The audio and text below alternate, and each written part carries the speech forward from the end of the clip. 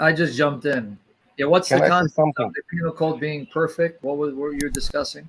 Well, the brother was giving an example for, people, you know, running away from certain hadith because they don't like it, and he cited, the penal code, and I would agree with him. Many people, many laymen do shy away from learning about the Islamic penal code because, in the West, it's seen as very foreign.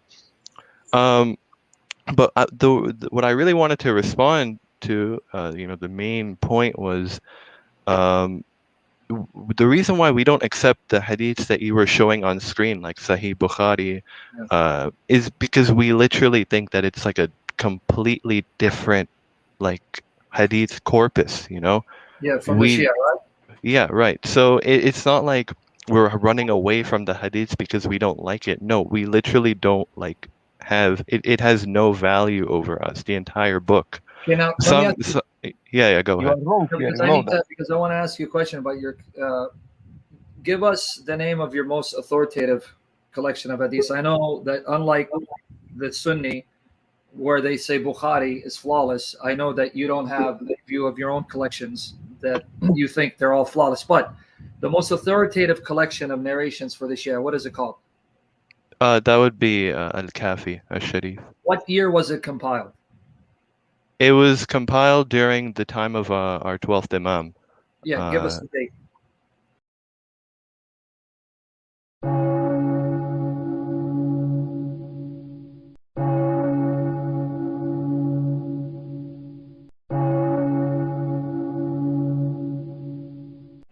It would be somewhere in, I think, I know the Hijri date is 300 something, 300 Yeah, that was 400. 300 So years after the Hijrah, right?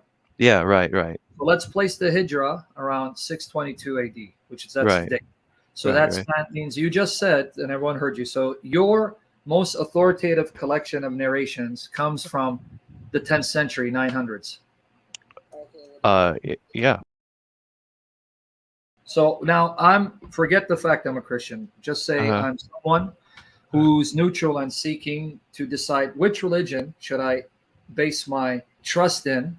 Okay. And here you're telling me your understanding of this document called the Quran comes from a collection that's written 300 years after the supposed migration of Muhammad to Medina. But even that migration, the date is dependent on these sources that are centuries removed. So what sources do you have from the lifetime of your prophet that you can document is from his lifetime that I can look to and trust for its historicity? Because if that comes 2 years later, it ain't going to help me. I understand. I'll answer that. So the prophet, he said that he left behind two weighty things. How do you know he said that? This is known as a mutawatir hadith. There are more than 100 chains. Okay, Frank, before I'm not trying to cut you off. Yeah. This mutawatir chain. Yeah. You just begged the question. You didn't answer my question. So let's cut to the chase. You're now quoting to me a source that comes 300 years later, where it's multiply attested 300 years later. What I'm asking is, show me from the reported time of your prophet that he said this, not from a document or documents where you have multiple people coming centuries later telling you this is what they heard, the generation before them and the generation before them, generation. What evidence do you have from the 7th century your prophet said this? Well, the hadiths that are narrated in Al-Kafi don't all go they don't all go back to the prophet. They go back to the Imams. The majority of the hadiths are from our Imams, and the Imams are direct descendants from the prophet. Everything they say, it's from. Prove what? You keep begging the question. Prove to me that these Imams are the descendants of Ali by first showing me that Ali existed in the 7th century and married Fatima, not from later sources, but from the first century Hijri. I'm still waiting for this. You keep begging the question. Al-Kafi is a compilation of hadith. It's when did it come again? When did it come? It doesn't matter. It doesn't matter when it was released. To you, it doesn't matter. To us, it does, because we're not Muslim. We don't share your assumptions. I'm trying to explain that. Prove the validity of your hadith collections that comes 300 years later, that we can trust them to tell us what took place 300 years earlier. So stop making the question. I'm not a Muslim, so I don't share your assumptions. Prove it. Okay. I'm asking for historical data from the time when your prophet supposedly lived. In fact, how do you know he lived in the 7th century? Okay, so like the brother Anamdar said, he said that the Al-Kafi was compiled during the time of the 12th Imam. That was during the presence of an infallible person to overlook it, right? You believe that, right? I don't think. Yeah, he's I believe that. I believe think that. he's a fraud. Prove it. See, you keep going back to 300 years later, an imam that you think is infallible. Not 300 years later. It was in the same Yes, he time of just the said. He publication. said It was just- during No, the I didn't time. say It was that. It was during the from the- time of the occultation, the okay. ghaiba, the How do you minor know ghaiba what of the time the Imam. occultation was? What's your We- source for it? Where are you getting It's this? it's the hadiths from the Imams, from the Hadith deputies, stated when? from the deputies of the Imam, the 12th Imam, This hadith that you're reading, when was it written? during his time, during What's the time of the. time? I just we already went over this in the Okay, beginning. but your friend here said, no, it's not 300 years later. And I'm going I with did your say dating. that. It is 300 years later. So this hadith is 300 years after the hijrah, right? You must understand. We're talking about the Imams. We're not talking about the Prophet. Yeah, but these imams, the only way you know about them is because of this document that you told me was written down 300 years after the hijrah. So let's try this again. What source do you have from the 7th century telling me that Muhammad existed in the 7th century, migrated to Medina in 622 AD, and he had a son-in-law, Ali? Give me sources from that time period, not 300 years later. What source do you have?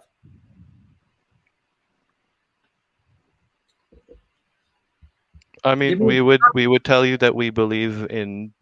We would tell you Ain't that we gonna believe in work the like that. Quran. We don't We would believe. tell We you that want- we believe. No, Sorry. no. We want These- historical sources. Okay. Let's not all attack each other. Excuse me, what's the question? Well, if you're asking me what the question is, then you got to go back and rewind. I was Here. talking to now. Okay, now let's put the hadith aside. When we go to the Quran, do you believe what the Quran claims for itself? Because I'm going to show you some verses, Okay. and obviously you're going to say yes. If I Sure. in fact, let me even be more clear, because I know there's some Shia who think that the Quran they have today. Some, I'm not saying all of you believe this, but there are some Shia who actually think the Quran that you have today is not complete. Are you one of those Shias that believe that it's not complete? No, everything is authority upon us. Every verse is an authority upon us. With No, I giving- didn't say that's not what I asked you. Friends, let's answer the question that's being asked. I didn't say you reject any verse of the Quran. I said, do you think, as some Shia do, and you know there are Shia who think this, the Quran is incomplete? I didn't say that the Quran you have is not binding on you.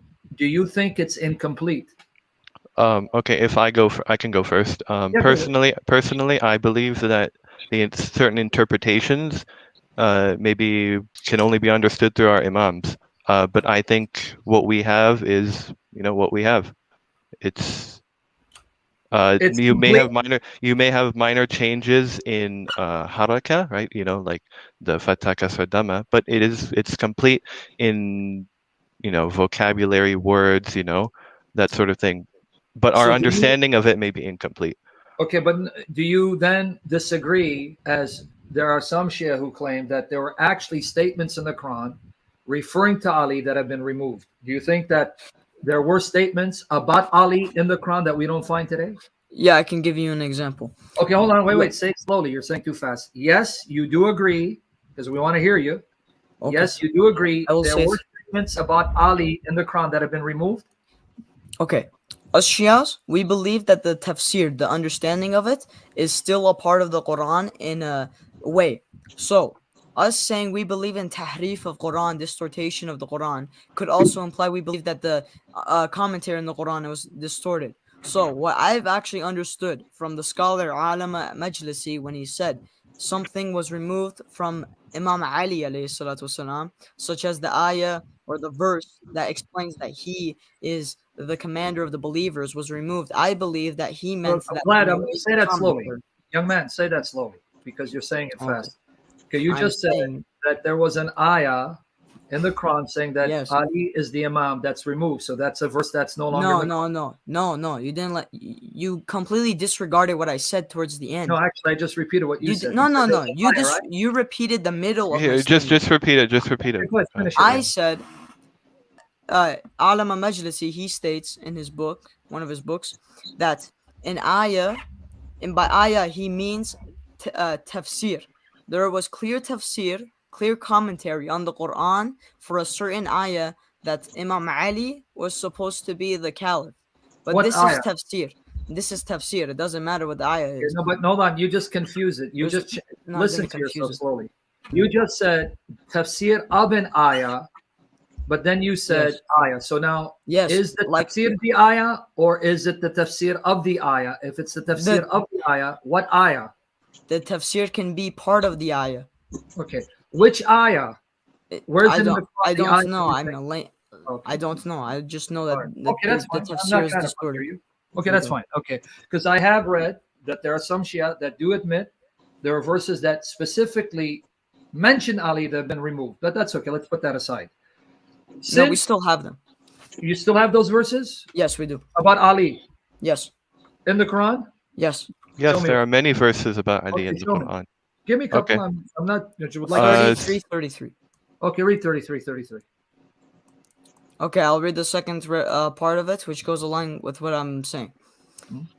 Verily, Allah intends to keep away from you any impurities of sin, O people of the members, O members of the Prophet's family, and to purify you with thorough purification. See, you just did the very thing I've been asking you to prove. Number one, there it says the Prophet, and it Prophet's says family.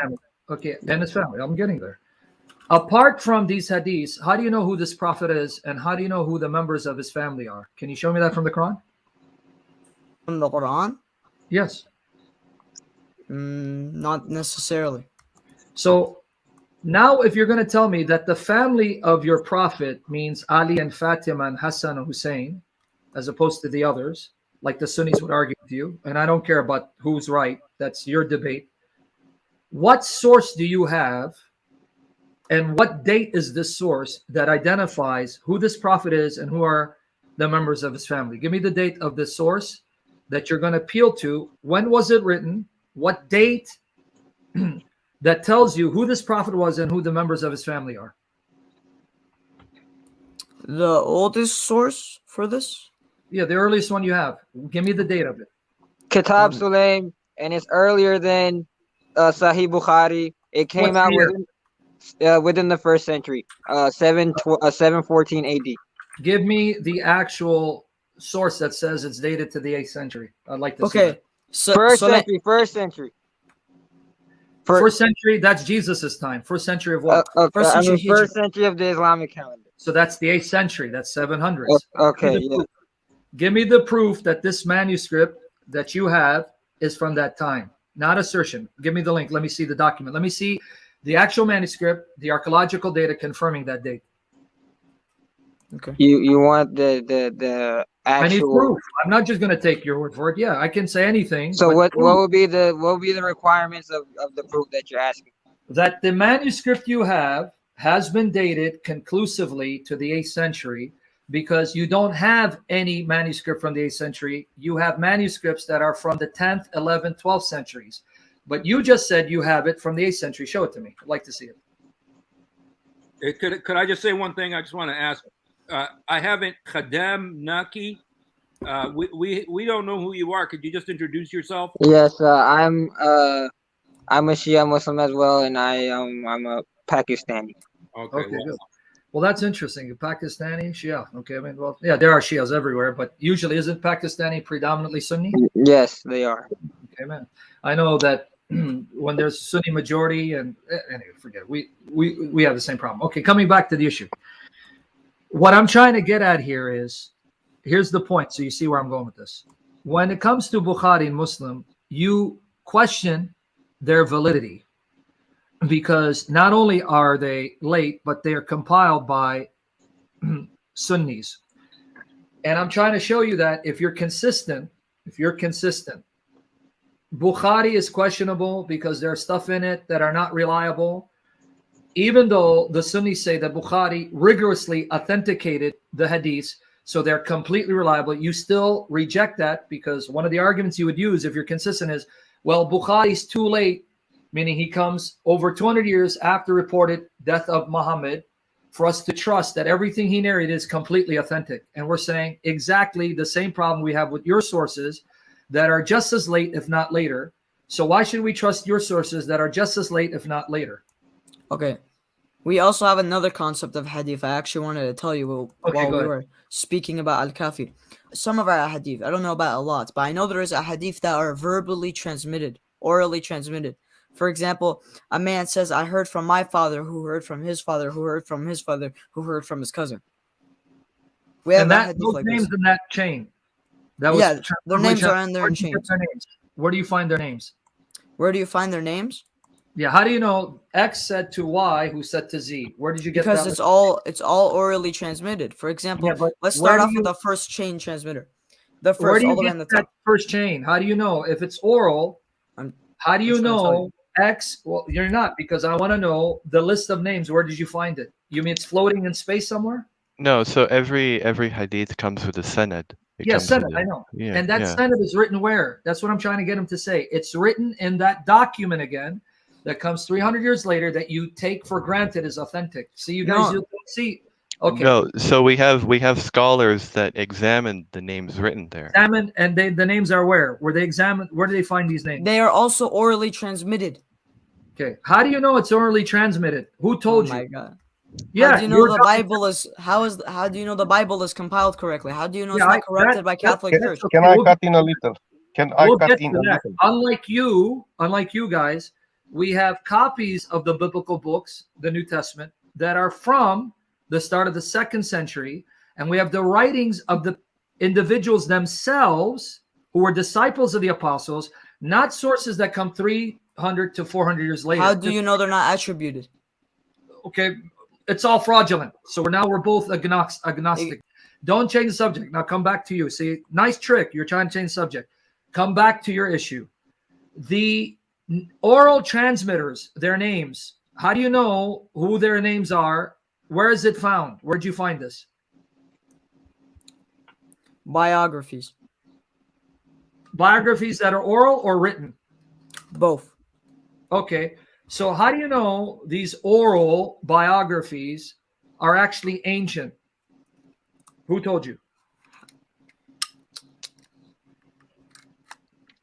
Well, this would be mostly the job of Rijal experts. They would check the validity of men existing during the time period, during they would see how they, the period they lived in, their relation to the Imam, right? Okay. How close they were to the Imam. If the guy was never even mentioned at all, if the guy was never even known, we would say that the narrator is unknown, and thus we would call the hadith itself weak. That's the same thing the same way the Sunnis classify hadiths. What I'm trying to get you to see is even this information. For example, let's make up some names. I'm just going to make up. Tony said he heard from Joey, who heard from Timmy, who heard from Samuel, who heard from Nathaniel. Okay, now that list that I just gave you, that list of names, where do you get that list of names? You get it in that document. That's what I'm trying to get at. Everything you're telling me about the transmitters is coming from a document that's written hundreds of years later. You're not giving me a document that's within the lifetime of Muhammad. Do you have such a document that's from the lifetime of Muhammad? If you don't, let's now talk about the Quran, because we're not going to accept your hadiths, just like you don't accept all of the Sunni hadiths. So let's at least focus on what the Quran says. Let's not bring outside sources, because at least you and the Sunnis agree regarding the Quran. So let's talk about the Quran, because this hadith, the Sunni hadith, we don't accept Hussein because it's Bukhari. Well, we don't accept your Shia hadith because they're just as late. So let's go back to the Quran. Can we talk about the Quran? Sure. Okay, so now let's talk about the Quran. Go to chapter 9, verse 29, if Hussein wants to read it. 929. Okay, I'll get it. Quoting me your sources that are just as late doesn't prove anything for me. Just like if he quoted Bukhari, which he didn't prove anything for you, because Hussein comes out of a Sunni background, but he quotes Bukhari. Well, we don't accept Bukhari. Yeah, but it's rigorously authenticated, and he's got a sennad, and every person, Rijal in that chain, he was completely reliable. Oh, well, that's what Bukhari said. See, anyone can play that game. But now let's go to the Quran and discuss what the Quran says, its contents. Chapter 9, verse 29. To be fair, we can back up our claims about why Bukhari is unreliable. And then I can bring a Sunni Muslim who can tell you why. And then we would talk to the Sunni Muslim. It's fine. We will talk to the Sunni Muslim about it. Okay, well, we'll bring him on. I'll bring Shamsi on, and I'll bring Muhammad Hijab. If they want to come on, they can have a discussion with you. But let's go to chapter 9, verse 29, and read what it says. Okay, you want me to read it? Yes, go ahead. Okay, fight those who do not believe in Allah and the last day, nor comply with what Allah and his messenger have forbidden, nor embrace the religion of truth from among those who were given the scripture, until they pay the tax willingly, submitting fully, humble. Okay, now, according to this passage, why are the Muslims commanded to fight the people of the book? The verse itself. What does the verse say? The reason is 1 minute. 929. You just read it. Why are the Muslims commanded to fight the people of the book? What's the reason given in the verse? Because they went against Allah and his messenger. How do they go against Allah and his messenger? What does the verse say? They didn't believe in them. Thank you. I respect that. So why are they being fought? Because they rejected Allah and his messenger and did not forbid what he forbade, right? Okay. Do you agree? I mean, it's right there, the verse. I mean, you can read in Arabic for us. It's going to say the same thing. Yeah, Do you agree? I agree with this verse. Good. So you're agreeing in front of everyone that the Quran is telling you fight Jews and Christians solely because they don't believe in Muhammad and don't prohibit what Muhammad prohibited. So that means you should be fighting us if you have the military prowess to do so, proving what Hussein had said earlier. No, we don't. Okay, so this verse again. Let's go through the verse again. What are the reasons why Muslims are to fight the people of the book? The verse, without commentary, meaning Kunaini, Kafi, Bukhari. What does it say? Read it for us. Because they don't believe in the Prophet. Okay, I don't believe in your Prophet. So if you have the upper hand and you have enough military prowess and you have a bona fide leader, someone that you look to as the leader, an imam, whatever, ayatollah, whatever you want to call him, would he then order you, in light of this verse, to fight me, fight Hussein, fight Emmanuel, because we don't believe in Muhammad, we don't believe all of the Quran, we don't prohibit what he prohibited? Not because we attacked you. The verse doesn't say they attacked you. Nor does it say fight them because they attacked you. It doesn't say that. It says fight them because they don't believe like you. So would you then fight us? Because we don't want to believe in Islam. We don't want to believe in Muhammad. We don't want to believe in Allah. So, a quick question: why are you universalizing this verse? Why should we not read the chapter in its entirety? Why are you universalizing? And show me where it is particularized. Show it to me. Show me where this passage is particularized to a specific time and place. Where does it say that? It says, fight those who do not believe. So how's it not? No, but this verse is part of a greater chapter, is it not? Okay, read it. I'm saying you can read the first 28 verses, and it doesn't change the contextual meaning of 29, because I'm aware of what verses 1 to 28 say. But 29 is now speaking about fighting a different group from that mentioned previously from verses 1 to 28. I'm very familiar with the context. So what in this verse makes it particular to a specific people at a specific time, when verses 30 to 31 actually show you the reason why you're fighting them is because of their beliefs? Because in 30, it goes on to say, and the Jews say Uzair is the son of Allah, and the Christians say that the Messiah is the son of Allah. And in this, they imitate the disbelievers of old how perverse they are, may Allah fight them.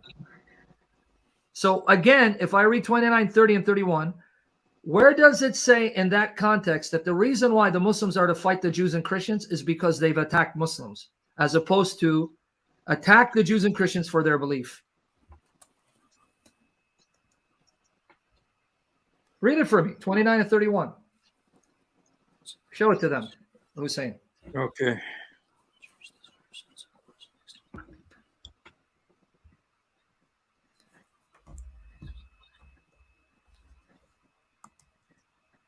So you're at 29, I read 30 and 31. Why the Muslims are to fight Jews and Christians?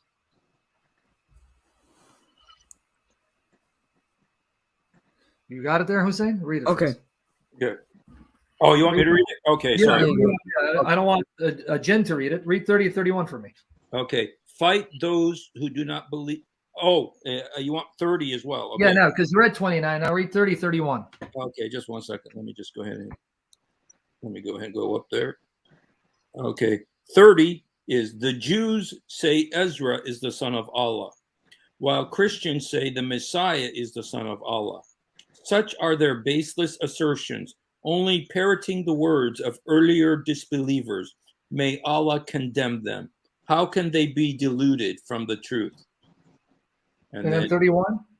They have taken their rabbis and monks as well as the Messiah, the son of Mary, as lords besides Allah. Even though they were commanded to worship none but one God, there is no God worthy of worship except him. Glorified is he above what they associate with them. So where does it say that the reason why Muslims fight Jews and Christians because Jews and Christians attack them physically and threaten them militarily, as opposed to attack them because of their beliefs?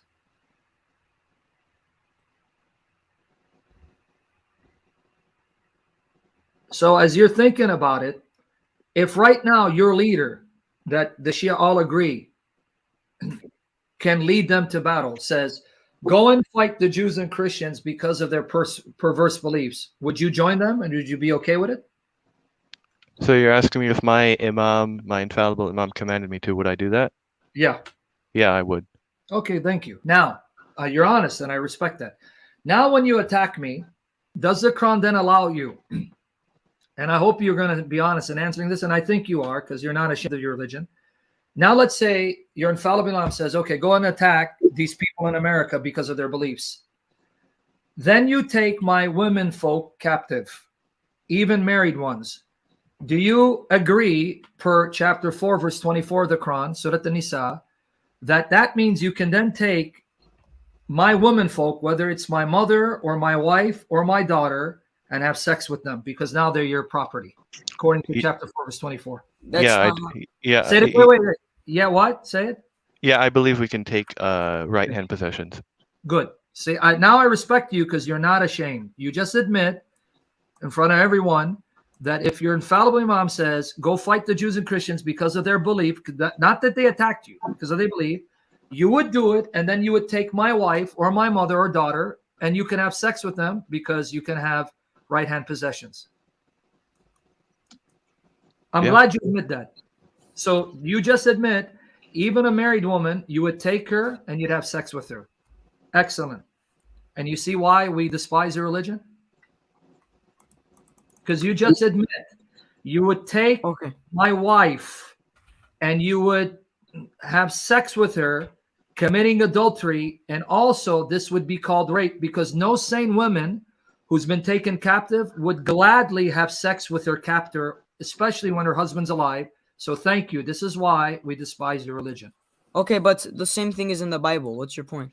Our Bible's corrupt, right? Why are you worried about No, I didn't say it's corrupt. I asked you if you believe, if you want to apply your logic to this. In fact, no, actually, no. My Bible does not allow anyone to take a married woman and rape her. Do you want me to answer you? Deuteronomy 21, 10-14 shows your Quran pales in comparison because in Deuteronomy 21, 10-14, a revelation given 2,200 years before Muhammad, it says, when you are fighting and there's a captive woman, you are to marry her. You don't take her and rape her and then sell her off. You give her the status of a wife. And if you divorce her, you let her go. You cannot sell her. This command was given 2,200 years before your Quran showing this command is much more morally superior to your Quran. So keep my Bible out of it. Deal with your passion. Are you gonna allow me to refer back to the hadith, or are we still putting the what hadith? sanction? The one that comes, the hadith. If I give you Bukhari, can I give you Bukhari? Well, I want to refer back to my. Okay, listen. You brought me up a Quran verse, and I want to use what's hujjah, what's an authority over me, to answer your question about this Quran. What's authority over me is a Sunni hadith, like Sunan Abu Dawud 2150, that tells me that this ayah was given at the Battle of Autas. Does the Shia hadith agree? This was an ayah given in the context of the battle at Autas, where they were married. I don't know about the specific battle, but I do know when it comes to the fiqh and the rulings about right-hand possessions, it's about the woman's consent. Where does it say in the Quran the woman has to consent when you own her? I told you it's the fiqh ruling behind it. Can you? I would love to see, even though I don't accept your Shia tradition, I want you to show me a Shia tradition on chapter 4, verse 24 that says the woman you've taken captive, you must get her consent to have sex with her. Yeah. Because, show it to me. Give it to me. This falls. I don't have the exact source, but I can tell you what I've heard from a knowledgeable person. Well, give me. I don't care for your opinion. Give me. So what's your point of debating me? There's no point of this. Well, let me tell you. Kulani or Kafi? What happens if I throw a Kulani or whoever you want to give me, telling me, and I want you to read it, that chapter 4, verse 24 was revealed and for this occasion. And if you do take a woman captive who's married, get her consent, because no woman in her right mind would consent. Show me that. Give me your sources. Do you know what? I know you're familiar with Mutta, right? Temporary marriage. Oh, that's even worse. I hope you didn't. You shouldn't have brought it up. How's that even worse? That was my next one. The point is, this whole concubinage thing. It's the basis is Mutta. This is not concubinage. This is captives. Captives, yeah. You marry them using Mutta. No, Mutta is temporary marriage. Don't confuse the two. Okay. Check what I put in chat. Mutta.com. Yeah, I know what Mutta is. Mutta in the Bible. Okay. Okay. Stop this whole thing you're arguing. I'm going to embarrass you. Give me the verses. I'm going to embarrass you. There is no Mutta in the Bible. Exodus 21, 7-11. When you misquote my Bible, I'm going to end up embarrassing you. No, I'm not misquoting. I'm asking you. All right, whatever. Okay, come back to the issue. Don't change it to the Bible again and run. I'll refute all your distortions of scripture. Stick with it. Since you mentioned Mutta, is Mutta still binding on the Shia, unlike the Sunnis who say it's abrogated? What do you mean binding on the Shia? Meaning you can still do Mutta. It's one of your rights if you want to do it, unlike the Sunnis who say it's abrogated and it's zinnah. Okay, so you want me to disregard the thing about right-hand possessions, or do you want me to go into Mutta? No, Mutta is not the same as right-hand possession. Don't play that game with me. Mutta I'm not playing the game with you. I'm telling you what I believe. You can go to a free woman and say, I'm going to marry you for 3 days and give you money and divorce you. This is a captive. She's your property. She has no choice. You own her. So now, since you brought up Mutta, let's talk about Mutta. Don't change the subject. Let's talk about Mutta. As a Shia, do you agree that you still can enjoy Mutta, even though the Sunnis say it's abrogated and it's zinnah? Okay, I believe we can still practice it depending on the intent to marry in the future.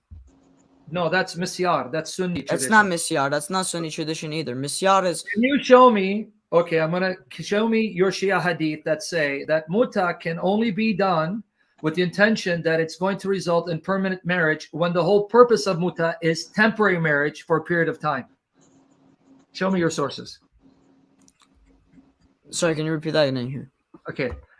Can you show me now from your sources that say that Mutta can only be done with the intention that it results in permanent marriage when the whole purpose of Mutta, that it's temporary marriage? Does the scholars say that? Give me your sources. I want to read it. Bring it to me. I believe. Okay. Good. Okay, so prove it. Give me your source. Give me a Shia source. Says here's what Mutta is, and the stipulation is you're going to tell. I don't have it at hand. Okay, so go find it now. Where it says, go find it now. Where it says, a condition for Mutta for the Shia is, though it's temporary marriage, your intention is to try to make it permanent. Even though Mutta itself is temporary marriage. That's the whole point of Mutta. Show me your source where it says that you can only do temporary marriage if the intention is for permanent marriage. Okay, then it's my own opinion about it. What's the issue? Okay, so thank you for being honest. And again, you can have your opinion, but you're not the one who defines what Shia Islam is. So let's go back with what Mutta is according to Shia Islam. Oh. Mutta is I marry a woman temporarily and then I divorce her and I pay her. So you admit that unlike Sunni Muslims who say that Mutta is abrogated, it's done away with. I can debunk that. Okay, before you debunk it, hear me out. The Sunni say it's abrogated, it's zina. Unlike the Sunni, you admit and agree, no, it's not abrogated, it's still something we can enjoy, right? Correct. Good. Man, I really like you because you're very honest. So let me ask you a very honest question and be honest before God. If I'm a Shia and I come up to your sister, and I'm just giving it, I'm not trying to attack you. I just want you to understand why we who are non-Muslims, when we see this, it disgusts us. If I come to your sister and I say, I want to marry your sister for 3 days, we'll go to the Imam, we'll do whatever we need to do. But after 3 days, when I'm done with her, I'm going to divorce her and pay her money. Wait, just one quick question. Are you a Shia Muslim? Are you assuming that you're Shia? I'm a Shia. Let's say okay. Okay, so the ruling is if you're temporarily marrying my virgin sister, you must ask our permission. It would be up to my discretion. So I ask you, and what grounds would you say no? On what grounds would I say no? Yes. Because Mutta is being performed in the Shia world. So obviously there are people who are saying yes. So let's not play the game that everyone says no. So let's assume I go to a Shia family and I say to them, I'm going to marry your sister for 3 days and then I'm going to divorce her and pay her. And they say yes. Please convince me you would be okay with someone doing that to your sister, or if my sister's okay with it. If it's what this, And you mean a sane woman would be okay with that? A moral woman would be okay with being paid to have sex with a man. You have to get her permission as well as ours. I can't force her into it. That's just what I'm trying to get at. Which morally sane woman who has any decency would say yes to such a practice when the purpose of the practice is the man to have sex with me, unless the woman herself is a whore who just wants to have sex? Well, that's the thing. This situation is not common. It won't happen. I guarantee. It's not common. You're telling me that in predominantly Shia countries where the Shia are the majority, it's not common. Who are you kidding, man? You trying to kid me? No, I'm not trying to kid you. From what I know, you're doing it in England. There are Shia in England. One who I spoke to years ago in Paltak is, I'm about to go do Mutta marriage with someone who wasn't even a Muslim. It was one of these English women, native English woman. He goes, I'm busy. I'll talk to you later. This was on Paltak years ago. I go, what are you doing? I'm going to go do a Mutta marriage with this English woman. You're doing it all over. You're doing it in England. You're doing it in America. You're doing it in Shia countries. That's crazy. Because listen, if it's an English woman, it's not a Shia. So your whole analogy was that you're a Shia person asking another Shia person for Shia sister. You know why? Because your Quran says you can marry Jews and Christians. Chapter 5. So you're telling me you can't do Mutta with a Jewish woman or a Christian woman? You can. I'm saying that your analogy is terrible. Yes, you can. You can. Thank you. That's all I'm getting at. So you just convinced me. You just made my point. He was doing Mutta with a Christian girl who was okay with it because she was a Christian by name. Because a decent Christian woman who loves Jesus would say, the hell with you, you satanic bastard. I'm no whore. It's pretty much prostitution. Yeah. I mean, how does that tell you morally? Like what Sam was saying, somebody tells your sister, your own sister, what does your conscience tell you about that? Well, if I had a sister, I would leave it up to her opinion. Okay. And you'd be okay with that. Honestly, before God, you'll be okay with your sister. Say again that, please. I Say think again I what would, you said about your sister. Say again what you said about your sister. I think I would, if I had a sister, I think I would, I would probably see that. First of all, I'm not even the wali. It's the father who actually has the permission. But let's say I was the father. Okay, let's change it to my daughter. I think I would probably look at the qualities of the man. I mean, I have that option as well. No, I'm not just. It's not just But about what the qualities, man? The guy's going to only be with your daughter for 3 days. How much qualities can he have for you to look at? I don't know. I feel like you're very tight on this 3-day analogy. Okay, But 6 honestly, days. I've 6 never months. I've never seen under 6 months. Yeah. Okay, good. You're okay with someone marrying your daughter for 6 months and then divorcing or paying her? Yeah. Come on, listen to yourself.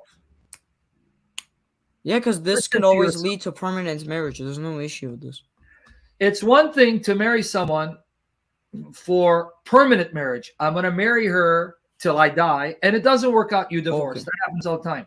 That's not what Mutta is. Mutta, you're stipulating a time period. I'm going to marry her for 6 months and divorce her. Now, after 6 That can months, be I want to renewed. extend it for. Come on, dude. Be serious. Be Yeah, I'm honest. being 100%, okay, 100% honest. Yeah. You okay From with what- it? Well, I don't really see a issue how this would destroy our religion, to be honest. But It destroys religion because it turns women into whores and prostitutes where you pay them for sex for money. This is legalized prostitution. What do you mean how it doesn't destroy religion? No, we believe that prostitution is when someone marries without the intent, without a contract. That is our definition of prostitution. So you'd redefine prostitution mean if I go sleep with a woman without a marriage contract, but as long as I write a marriage contract saying I want to sleep with you for 6 months, call it marriage and divorce you and pay you money, and you still don't see that's prostitution. My goodness. No, Wow, what- nowhere in our scripture does it say that that's prostitution. That's the whole point. That's why we reject your scripture, because if it's from God, who's morally perfect, he would never denigrate women to that level of treating them as sexual meat, as whores, but then disguising it as marriage. Thank you. That's our point. Okay, all right, I understand what you're trying to say. All right. So now the real issue, I mean, if you come down to it, I don't know what you guys were discussing, but the real issue comes down to why would I want to follow Muhammad when I have Jesus, when even in your Quran, Jesus is superior to Muhammad? And I don't believe the Jesus of the Quran is the real Jesus, but you believe it's the real Jesus. Why would I want to follow him when I have the example of Jesus, who's morally superior and greater and better than Muhammad could ever be? well, because you believe he's God. And No, even if I don't believe don't in know, God, I feel even like- if he's a man, even if he's just a man, Mhm. even as a man, he's morally superior and better than your prophet, not just from my scripture, from your own Quran, because you believe the Jesus of the Quran is the real Jesus. Well, am I convincing myself or am I convincing you as a Christian? No, I mean, obviously you want to get us to become Muslim, and especially Shia Muslim. Why No. would I want to follow Muhammad? Well, our job here isn't to make you guys Shias. It's to like clean up misconceptions about all Muslims. For example, the reason I came is because Brother Hosseini was talking about fathahs and pronunciation of the Quran. Okay. So that's the Well, I whole know reason you I I came. only follow one harf. You only follow one harf. That's you, Shia. What do you mean when harf? Oh, we follow. Okay, so we choose the Hafs qira'ah, but we don't believe it's perfect. We believe that So, good. I'm glad you're saying this. It's on record. So you just said we follow Hafs, but you don't believe it's perfect. So you just admit you don't have a perfect Quran. Yeah, what's wrong with admitting that we don't have a perfect Quran? Oh, so you do admit Because- that, because when yeah, I said I admit that. earlier, The Sunnis also say this. The Okay, Sunnis believe there's no. missing Quranic verses. no, they don't. No, I agree I with was a you. Sunni Muslim. We were always taught it was perfect. That's what I was taught. No, Yeah. you didn't. You didn't No. read the Guys, missing we verse agree about with you. stoning and. No, we agree with you that the Sunni sources say the Quran is corrupt, missing parts. But Sunnis are taught, and we can play them, the Quran right, is right. perfect, every jot, every tittle, nothing missing, perfectly preserved, unlike the Bible corrupt. Okay. But you are Muslims and saying, no, there's no perfect Quran. But then earlier I just said that. I said, so The only thing perfect is the message of the Quran, which is the message of God to humanity. We don't believe the book is perfect because, firstly, the chapters, and some might even say the verses, are not in order. That's one thing. What's this on the screen? Oh yeah, I don't Sorry. know. Sorry. But yeah, So- we don't believe the Quran is But perfect. You're It's a not. creation. You're talking about hafs. We're not talking about chapters and verses. We're talking about the hafs reading of the message. Is the message that you find transmitted by hafs perfect? Well, I'm not We knowledgeable on bel this subject. yeah, we all we know is, or I don't know about just a layman, but all I know is that there are many nuances to tahrif, distortion, right? What our Imams have told us, right? And I don't know if you'll accept this, but what our Imams have told us is that whatever we have, follow that. If you have questions, ask us. That's why many of our Imams give us interpretations of certain verses, right? For example, in Surah Zukhruf, Ayah 4, we believe that this verse refers to a revered figure rather than simply being a noun, right? But we still follow what we have. Yeah, I agree. You follow what you have because you have no choice but to follow it. But what you have, you don't believe is perfect. That's what I was trying to get at earlier, and you just finally admitted it. Well, I said this earlier. I mean, I thought I told this to you earlier. There are many nuances. If I could just say one thing, you guys, I just want to say that I have a friend. His name is Andrew. His name wasn't Andrew before; it was Ahmed. But he was just like you guys, and he was such a zealous Muslim. And his father was an imam, and he was like, "Yeah, awesome Islam." And then his father married another woman. See, his father was married just to his mother, and then he saw his father marry another woman along with his mother, and he saw how it destroyed his mother. Yep. And when he saw how it destroyed his mother, he thought, Allah couldn't possibly want to do this to my mother. That's wrong. But I'm just telling you what he said. Yeah, He go said, ahead. I can't believe that Allah would allow this to happen to my mother. You know, that Allah did. And so, you know what he started doing? He started saying, you know what? I think we just don't understand Allah's word. So he started studying. He closed himself off for like 6 months in a room with books, every book. He wanted to find out, did Allah really say this? And he found out at the end, you know what? Allah did say this. And you know what he did? He left Islam. And he's warning other people against Islam because of it. And so you're saying this stuff, this unbelievable. I don't believe the stuff you guys are saying about your own daughters, about your own sisters. I don't believe you're saying this kind of crap, you know. But you know, you say this now because you know your book makes you say it. But if it was ever to happen to you, you're going to find out how devastating these teachings are. I am not agree with you. They admitted they will allow that to their sister. They do not care about their own family. That is what the Quran teaching, hate and sex. No. That is all about Quran, hate and sex. In fact, that's what I want to ask you guys. What do you believe about Aisha's age? How old was she when Muhammad married her? I take the historical standpoint that she was around 17 through 21. Okay, because that's what I expected. The Shia would go with a different age.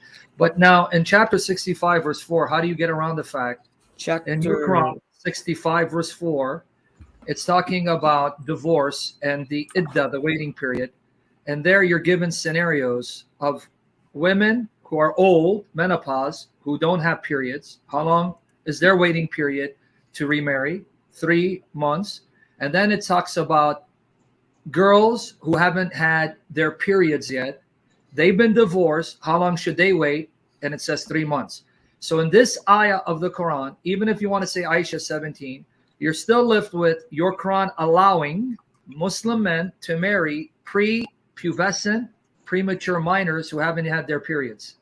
Yeah, that's the ruling, but we don't believe that they can consummate them in marriage.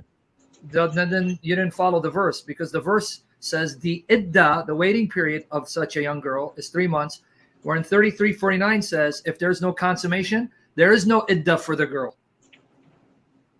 So you're not paying attention to the verse. Now you're trying to derive fiqh rulings. No, I mean, read it. This is about the iddah, the waiting period for a divorced woman. And then 33:49 says the woman who hasn't consummated sex, there is no waiting period. It's not a fiqh ruling. I'm reading the plain meaning of the verses. It's in front of you. 3349, 65:4.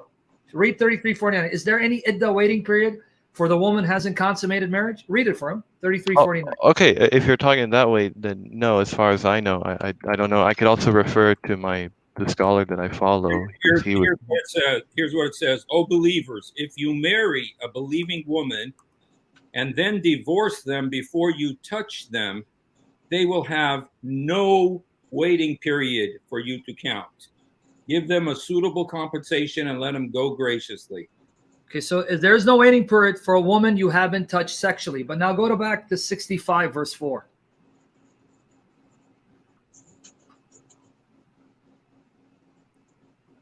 (65 verse 4). Okay. And for women past the age of menstruation, in case you do not know, their waiting period is 3 months. And those who have not menstruated as well. Okay, so did you catch it? The ayah is talking about you got women who are old who have no more periods. How long should they wait if they're divorced? 3 months. What about those who haven't menstruated yet? They too wait 3 months. Well, the only women who do not menstruate yet are premature, prepubescent minors. So your religion allows you to marry premature minors, prepubescent minors, and have sex with them and divorce them that someone else can marry them. No, now you're slandering. That's what I was trying to correct you earlier. We can marry them, but we can't consummate them. You're not listening. There is no waiting period for the young girl that you haven't consummated marriage with, and it's waiting period. No. Can you reread 3349 for listen, our friend? You can show these verses all you want, but I follow the marja that I follow, Sayyid Sistani. He gives a clear ruling on the various waiting periods. Against the Quran. Okay. No, it's not going against the Quran. Yes, it is. 65 verse 4. Friend, what do you not see? 3349 says there is no waiting period for the woman you haven't consummated marriage with. And 65:4 is talking about those women who have been divorced. What is their waiting period? Meaning they have been touched sexually. I mean, what do you not see? You can give me Sistani and Merawani. I'm giving you the Quran. I don't know what context this verse is being revealed in. I don't know. Okay, well, read verses 1 what to 4. our Imam said about this either. We have to go into we don't just read verses before and after. That doesn't. I'm literally meaning commentary. Go good Kulaini Kafi. Read them. Give me their commentary on this. I want to see. Kulaini in Al-Kafi. I can go to Tafsir Qummi if you would. Okay, go open it up for me. Read it for me. See what he says about verse 4. Read it and show us the link so we can see it for ourselves as well.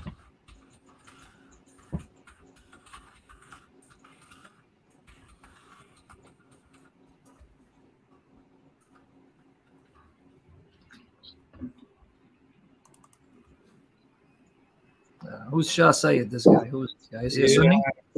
He's not as, I think he's a Sunni. But... Oh, okay. Well, no, we don't want the Sunnis and the Shias to go at it. Let's just stick with the Shia for now, and then we can talk to him later. Yeah, just hold on, because I don't want him and the Shia to go at it. You got a Sunni, and then they're going to go at it. Oh, don't worry, we won't. No, I'm worried about him starting a debate. We don't want to debate. This is not for Sunni and Shia to debate. We can talk to him when we're done here.